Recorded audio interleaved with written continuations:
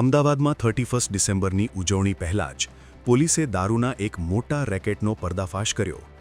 ઘાટલોડિયા વિસ્તારમાં આવેલી ફેલેસિયા સોસાયટીના એક ફ્લેટમાં મોંઘી બ્રાન્ડની બોટલોમાં સસ્તો અને બનાવટી વિદેશી દારૂ તૈયાર કરવાનો ઉદ્યોગ ધમધમતો હતો.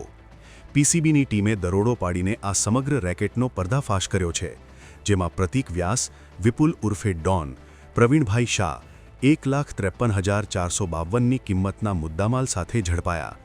પોલીસને વિદેશી દારૂની કુલ 15 બોટલો, એક જુપિટર સ્કૂટર, 2 મોબાઈલ ફોન, 180 મિલીની એક સેમ્પલ બોટલ, અલગ અલગ બ્રાન્ડના 6 સ્ટીકરો, બોટલ પર લગાવવાના બુચ અને દારૂ ભરવા માટેની 5 ખાલી બોટલો પણ મળી આવી હતી.